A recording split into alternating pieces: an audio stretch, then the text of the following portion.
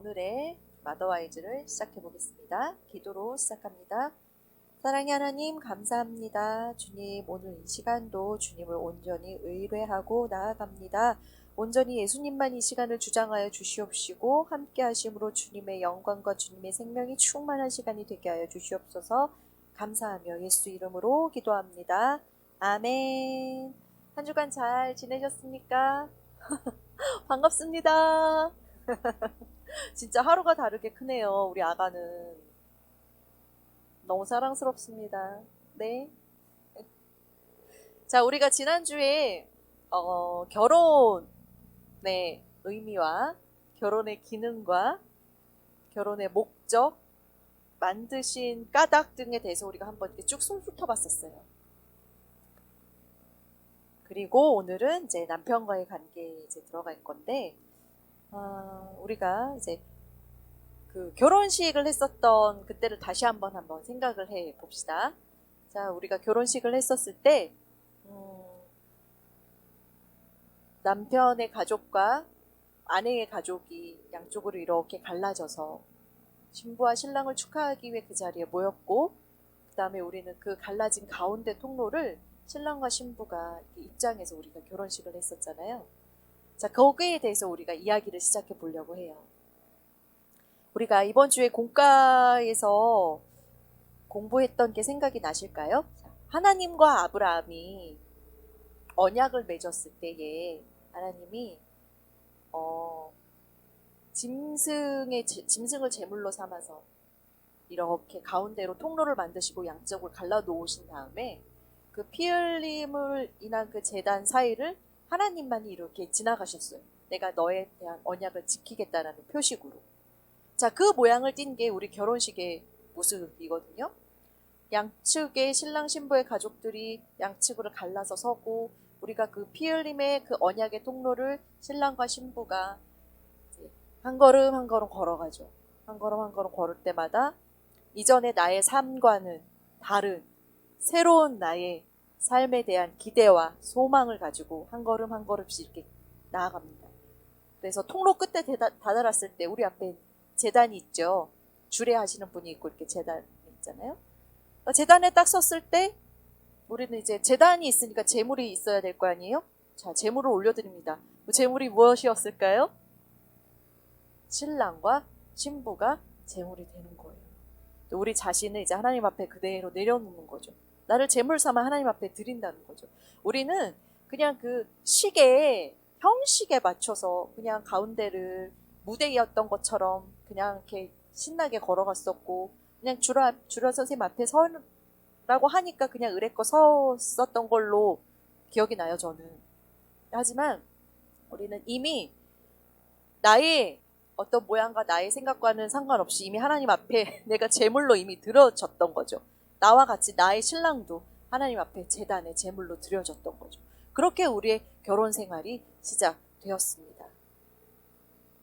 자, 그래서 우리가 그런 결혼을 통해서 남편의 겉옷을 입게 되었어요. 자, 우리 다 이번 주에 공부한 거예요. 그죠? 다 처음 들으시는 거 아니잖아요. 자, 그런 결혼식을 통해서 우리는 남편의 겉옷을 입게 되었고, 서로 무기를 교환하고, 허리띠를 교환하고, 피 흘림을 흘린 후에, 자, 기념비를 세웠습니다. 기념비는 우리 자녀들이라고 또 말씀을 해주시잖아요. 자, 우리가 남편과 결혼을 통해서 나는 이제 남편의 겉옷을 입었어요. 자, 이 겉옷을 입었다는 거는 내가 상대방이 되겠다는 그런 의미래요. 예전에 어떤 외국 영화를 봤는데 청춘 영화 같은 거였었나 봐요. 기억이 좀 가물가물해요. 근데 거기서 어떤 하이틴 영화 같은 거였는데 걔네들이 대학생이었었나 봐요. 근데 요즘 대학교에는 이런 교복 같은 자켓 같은 게 있잖아요. 뒤에 이제 학교 네임이 쓰여 있고. 근데 이제 커플이 되면 남자친구가 여자친구한테 그 겉옷을 벗어서 주는 게 전통이래요. 참 희한한 전통이 있다라고 그때는 그냥 그러고 넘어가고 기억하지 못했었는데, 여기서 이제 남편의 겉옷을 입는다는 이것을 보면서 그 영화의 한 장면이 딱 생각이 났어요. 우리 세상 속에서 그냥 아무 의미 없이 그냥 형식처럼 무슨 전통이야 그러고 하는 것도 사실 알고 보면 그 기원이 하나님으로부터 온 것들이 굉장히 많다는 거죠. 자, 다시 이야기로 돌아와서 우리 이제 남편의 겉옷을 입음으로 인해서 나는 남편, 즉 상대방이 되겠다는 약속 의미를 한 거고, 남편 또한 내게 본인의 겉옷을 입혀줌으로써 평생 아끼고 사랑해줘야 될 아내를 맡는다는 그런 의미를 갖는 거죠. 또한 허리띠를 교환하는 거는 내가 당신의 힘이 되어드리겠어요. 또한 남편도 내가 당신의 힘이 되어드리겠다는 의미로 허리띠를 교환하고, 서로를 공격하지 않고 지켜주겠다는 의미로 무기를 교환하고, 그렇게 교환하고 그런 언약들을 기념하기 위해서 우리의 상징물인 저렇게 사랑스러운 자녀가 태어나는 거죠. 자, 그렇게 그렇게 결혼을 통해서 우리는 남편의 겉옷을 입고 무기를 교환하고 기념비를 세우고 했습니다. 자, 그럼 우리는 이제 아내가 되었어요. 자, 아내의 역할에는 무엇이 있을까? 자, 아내의 역할에 대해서도 우리가 이번 주에 살펴봤어요.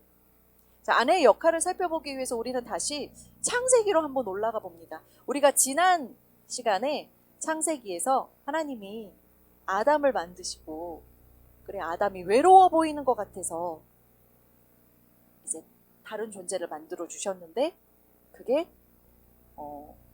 스승님도 아니고 자식도 아니고 부인을 만들어 주었다. 그 부인을 만들어 준 의미는 하나님이 제일 첫 번째로 만드신 결혼이라는 목적이 있었다에 대해서 우리가 지난주에 나눠봤잖아요.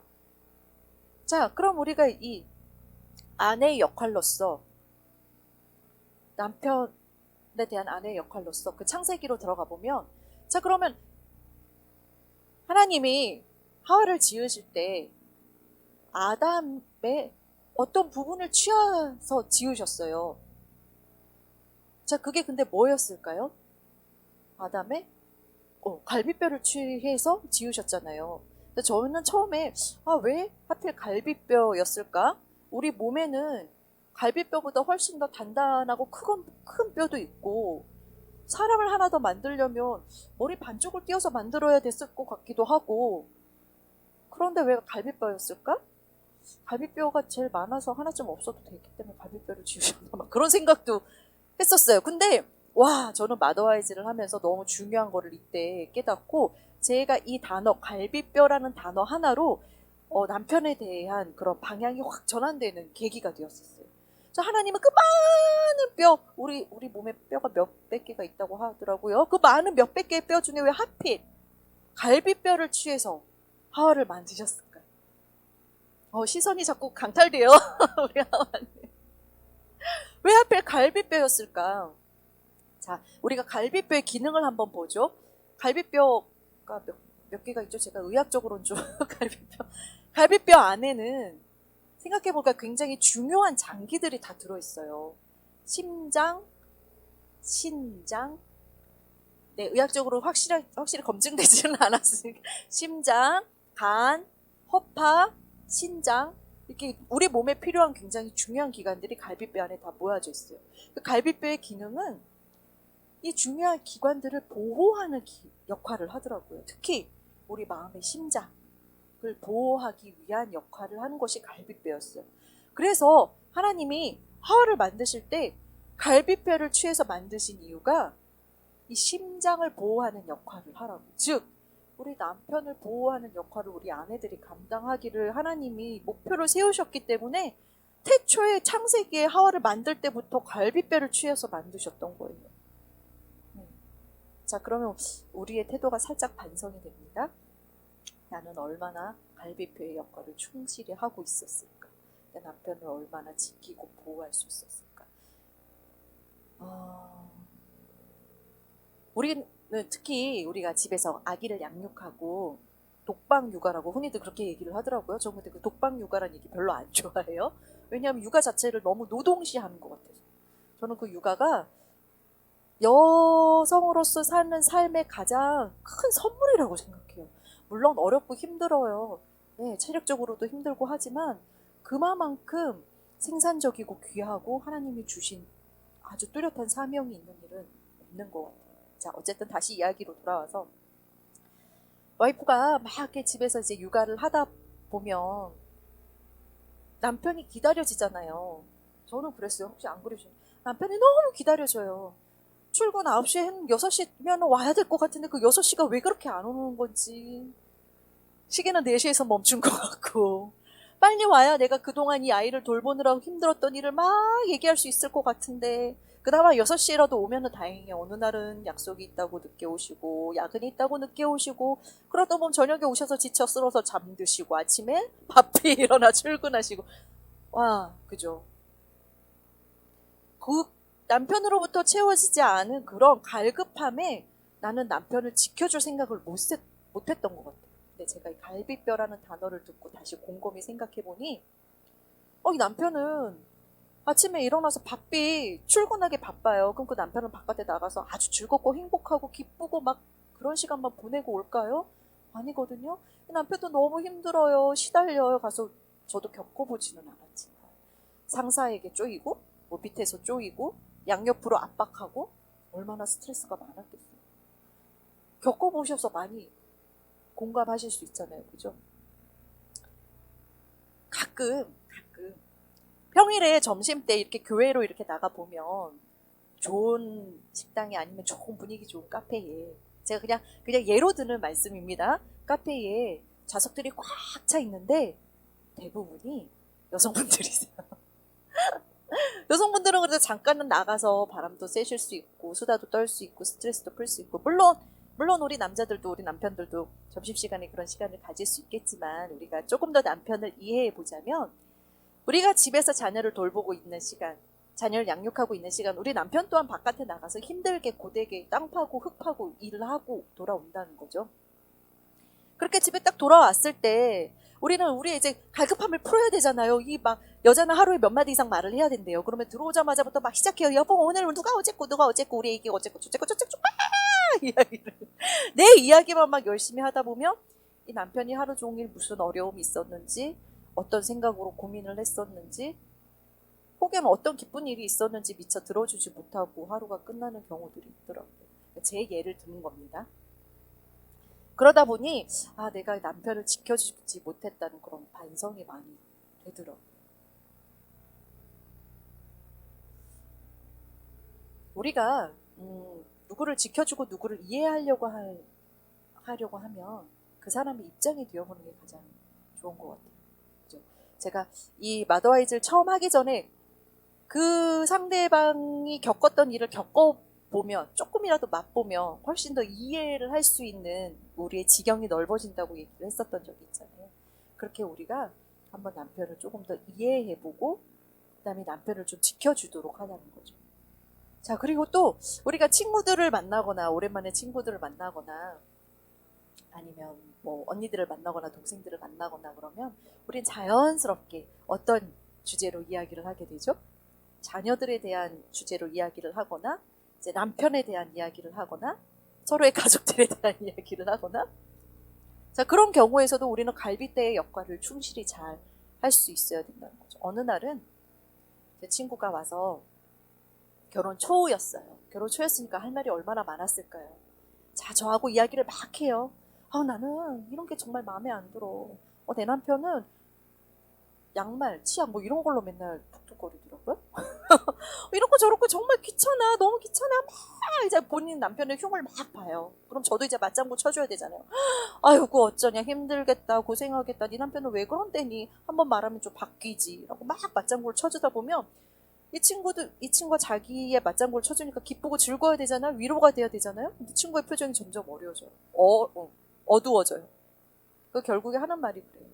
그렇다고 그렇게 나쁜 사람은 아니야.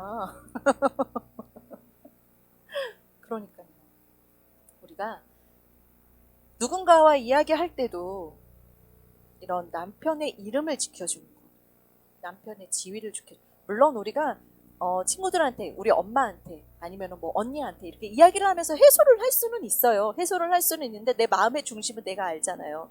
그죠? 내가 진짜 뭔가 위로를 받고 싶어서 아니면 같이 공감하고 싶어서 이게 나누는 부분인지 아니면 진짜 내가 뭐 남편을 막 어떻게 하고 싶어서 그냥 도마 위에 같이 화제거리를 올려놓는지는 내가 내 마음의 중심을 하나님 안에서 좀 이렇게 잘 다루심을 받아서 훈련되어져서 남편을 지켜내는 그런 갈빗대 역할을 잘 해나가야 되겠다라고 드리는 말씀이에요.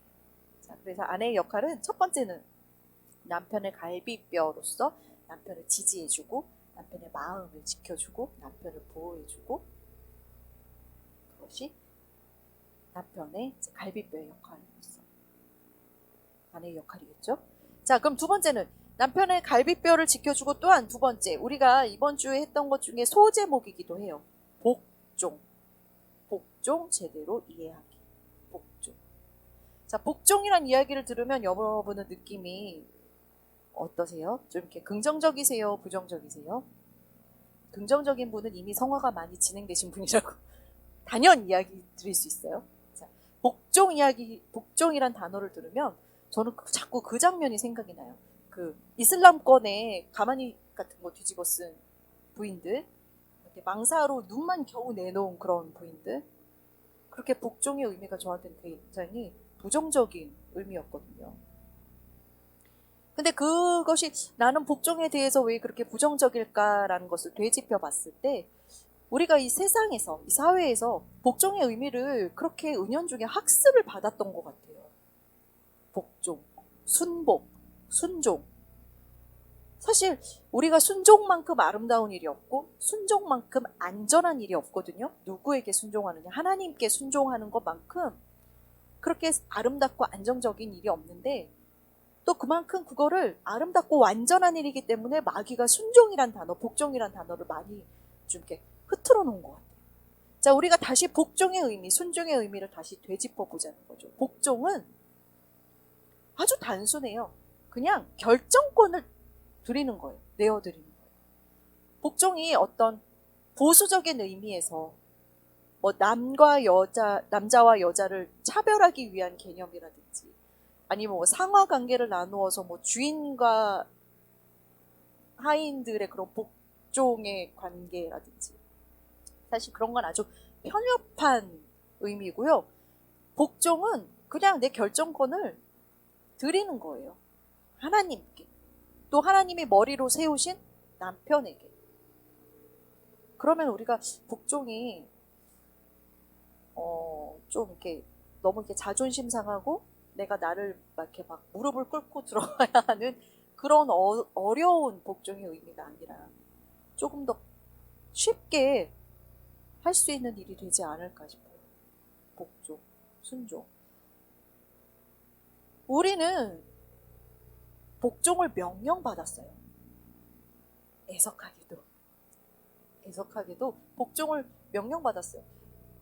제가 아직 복종을 명령받은 걸 애석하다고 표현하는 건 저도 아직 스스로 복종이 많이 안 되기 때문에 그런 거라고 저는 이 시간에 회개해요. 자, 그런데 우리가 이 복종을 명령을 받았는데 하나님은 우리에게 하기 어려운 거를 시키시는 분이 아니라고 제가 누누이 말씀을 드리잖아요. 그 복종은 쉽기 때문에 하나님이 복종하라고 시킨 거예요. 그러면 우리가 처음에 지으신 그 목적부터, 우리가 갈비뼈를 취해서 우리를 만드신 목적이 남편을 지키기 위함이고, 또한 우리를 돕는 배필로 남편 옆에 세우셨잖아요. 우리는 이 시간 이 공과를 하기 전에 하나님께 굉장히 사랑받는 여인이고 그리스도의 신부로서 우리는 굉장히 가치 있는 존재라고 우리 스스로를 그렇게 가치를 높이고 자존감을 높였어요. 근데 복종이랑 얘기를 들으니까 왠지 그것과 좀 약간 상반되는 것 같아요. 그렇지 않아요. 우리는 정말 사랑받는 여인으로서 귀한 존재로서 남편에게 선물로 온 존재예요. 남편은 내가 선물인 걸 알아야 돼요. 남편은 나 만난 거 진짜 선물이에요. 자, 돕는 배필로서, 우리가 조력자로서, 남편을 돕는 자로서 우리가 그의 곁에 있는다는 거죠. 자, 조력자라는 의미를 보면 약간 복종의 개념이 좀 달라지실까요? 순종의 개념이 좀 달라지실까요? 그를 지혜로서 돕는 거예요. 하지만 결정권만 내어드리는 거죠. 우리의 역할이 무엇인지 이제 조금 더 구체적이 되셨을까요? 돕는 배필로 순종하고 복종할 수 있는 자. 우리는 남편과 동등하게 지음을 받았어요. 상하 관계가 있는 게 아니란 말이죠. 돕는 위치로, 동등한 배필로서, 또한 섬기는 자로서, 섬기는, 나아가서는 섬기는 리더로서. 남편이 머리라고 그랬는데 사모님 어떻게 섬기는 리더가 될 수 있나요? 자, 그 모양을 우리가 예수님에게서 한번 찾아보죠. 예수님이 이 땅에 오셨을 때 사람의 몸을 입고 오시긴 했지만 그 권위와 그 권력은 하나님의 모습을 그대로 갖고 오셨잖아요. 그러면 우리 예수님은 이 땅에서 하나님처럼 권력을, 모양새를 나타내실 수도 있는 분이셨어요. 충분히. 그런데 예수님은 그러시지 않으셨잖아요. 가장 낮은 자리에 그 권세를 지니고 있음에도 불구하고 제자들의 발을 씻기고 가장 낮은 곳에 누우셨고, 그거와 마찬가지로 그 예수님의 모양을 우리가 완전히 따라가긴 어렵더라도 조금이라도 흉내를 내보기를 노력을 해보자면 우리가 우리의 권세, 하나님이 주신 우리의 권능과 권세와 아름다운 모습과 사랑받는 그리스도의 신부의 모습이 있지만 그 모습으로 남편을 섬길 수도 있는 그런 자리가 우리 돕는 배필, 조력자의 배필, 지키는 자로서의 역할이라는 거죠. 좀 이렇게 왕비 같은 그런 권위와 위엄과 권세와 자존감이 생기시나요? 우리는 그런 존재입니다. 그래서 남편에게 내가 복종을 선물로서 줄 수 있고, 남편에게 내가 순종을 기쁨으로 드릴 수 있고, 이게 우리가 오늘 공과에서 배웠다고 해서 어떤 강요나 의무로 되어지는 것이 아니라 성령님에 의해서 저절로 감동함으로 될 수 있어야 되겠죠. 물론 우리가 오늘 배웠다고 해서 이게 당장 나타나는 것은 아니에요. 앞으로 차분히 하루하루를 그렇게 살아내기를 내가 방향을 설정하게 되면 우리의 모양은 결국 하나님이 원하시는 완전한 모습으로 변화되어 가겠죠. 자, 그러면 우리가 계속 우리의 역할만 이야기를 했어요. 그럼 남편은 뭘 하나요? 자, 남편도 똑같은 역할을 가져요. 남편은 우리의 섬김을 받고 우리의 보호를 받으면서 남편은 우리가 내어드린 그 결정권으로 우리에게 끊임없이 사랑을 표현하고 우리를 아끼고 아내를 아끼고 끝날까지 지키고 보호할 의무를 지닌 거죠. 리더로서의 역할을 감당해야 하는 거예요. 자, 남편도 만만치 않아요. 그죠? 복종하는 우리도 만만치 않지만 이들은 우리가 복종함으로 내어드린 그 결정권을 잘 사용해야 해요. 자, 우리가 이걸 다시 한번 체험적으로 한번 볼까요? 여러분, 여행 잘 다니시죠? 패키지 여행을 가보신 적도 있을 테고 자유여행을 가보신 적도 있을 거예요. 개인적으로 어떤 취향이실지는 잘 모르지만 저는 제가 젊은 날에는 자유여행을 더 좋아했어요. 패키지 여행은 별로 실속 없다고 생각했었기 때문에 시간을 조금 더 효율적으로 쓰기 위해서 내가 가고 싶은 곳을 내가 정하고 동선을 짜고 식당도 내가 먹고 싶은 걸 정하고 막 그렇게 했었어요. 근데 그렇게 하려면 정보도 많이 알아야 되고 조사를 해야 되고 에너지도 또 그렇게 많이 쓰이겠죠? 근데 그때는 그렇게 할 수 있는 에너지가 있었나 봐요. 근데 제가 나이가 많이 들진 않았지만 이 나이가 돼서 자유여행을 가겠니? 패키지 여행을 가겠니라 그럼 저는 주저없이 패키지 여행을 택합니다. 이제는 내가 뭔가를 하려고 막 이렇게 하는 게 그 에너지가 이제는 싫더라고요. 그냥 가자는 대로 그냥 이렇게 끌려다녀도 충분히 행복해요. 그거를 제가 차이점을 느끼면서 이 머리대무로 계획을 짜고 머리대무로 리더로서 그를 끌고 다니는 것도 그렇게 쉽지 않은 일이구나. 그냥 이렇게 끌려다니는 게 편안한 일이구나. 그거와 마찬가지로 나는 아내의 역할이 이제는 더 좋아요. 남편이 더 많은 짐을 지고 있다는 걸 이제 비로소 깨달았기 때문에. 예전에는 이걸 잘 깨달았지 못했을 때는 왜 초반에 우리 결혼하면 어른들이 조언해 주신다고 그런 말씀해 주죠. 기선을 놓치면 안 돼. 처음에 제압을 잘 해야 돼. 그래서 우리는 싸우잖아요. 안 지으려고. 내가 잘못한 걸 알고 있지만 안 지으려고. 그래서 또 많이 싸웠던 것 같아요. 근데 이 기선 이제 넘겨드리는 게 더 편해요. 그냥 남편 따라가는 게 편해요. 그렇게 편하게 사는 아내가 저는 좋아요. 그렇게 섬겨드리고 지켜드리고 그렇게 남편을 따라가고 남편은 그 결정권으로 우리를 보호하고, 그게 남편과 아내의 역할로서 어떤 남자와 여자를 갈라놓는 것이 아니라 서로의 모양이 다른 것이고 서로의 역할이 다른 것이고, 하지만 평등함으로 우리가 우리의 맡은 역할을 잘 해 나갔을 때 우리의 관계가 더욱더 하나가 됨으로써 지난 시간에 이야기했던 것처럼 서로를 완성된 조각품으로 보는 것이 아니라 그냥 하나의 대리석 돌덩이로 서로를 바라볼 수 있으므로 하나님이 이 대리석을 어떻게 조각해 나가는지를 우리가 묵묵히 바라볼 수 있게 되죠. 자, 그러면 우리가 순종하고 복종을 하고 싶어요. 근데 어떻게 해야 될지를 잘 모르겠어요.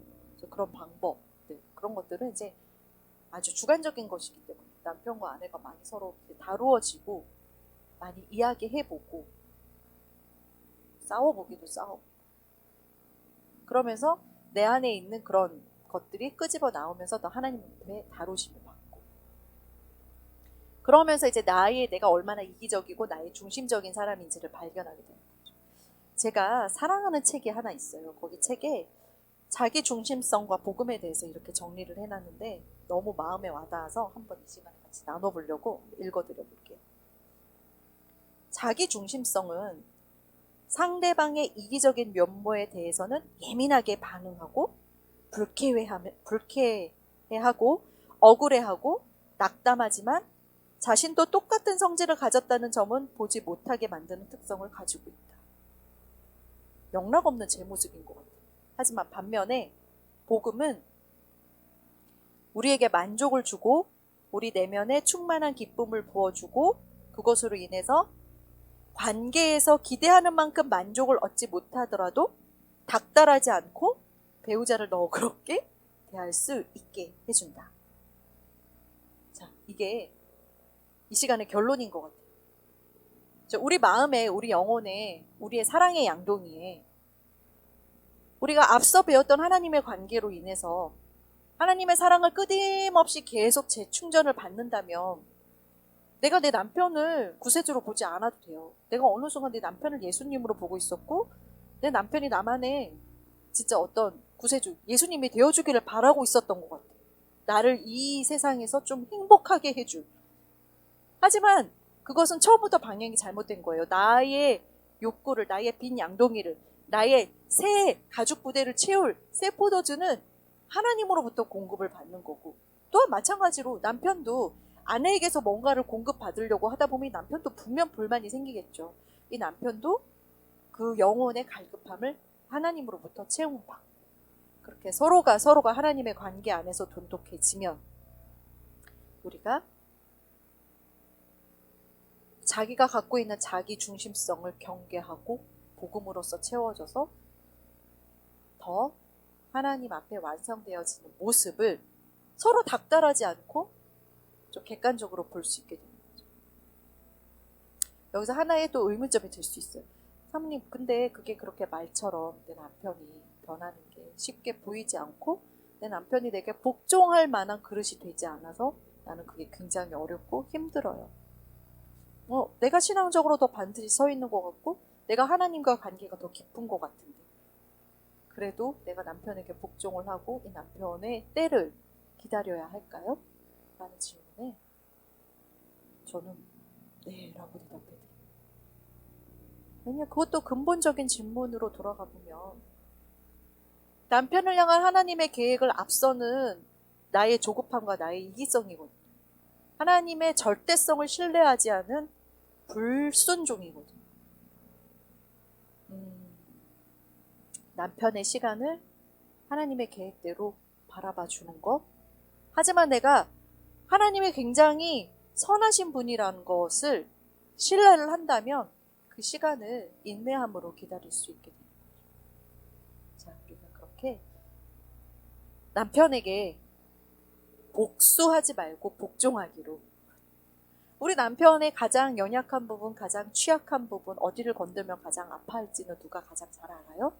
아내가 잘 알아요. 그것으로 우리가 복수를 다짐하고 공격하는 것을 멈추고 그 부분이 다른 사람들로 인해서 상처받고 돌아왔을 때 다른 환경으로 인해서 찢어지고 피가 날 때 우리가 그 부분을 잘 아물 수 있도록 다독여주고 곁에 있어주고 함께 기도해주고 방향을 하나님께로 설정해 나갈 수 있는 아름다운 사랑을 넘어선 우정에 쌓아 나갈 수 있기를 격려하고 응원하고 함께 중보합니다. 자, 이것이 바로 내가 죽고 예수로 사는 그 첫 걸음이 아닐까 싶어요. 오늘은 이렇게 고가를 마치고 또 우리의 일상의 일주일 동안 삶을 나누도록 자리를 옮기도록 하겠습니다. 할렐루야.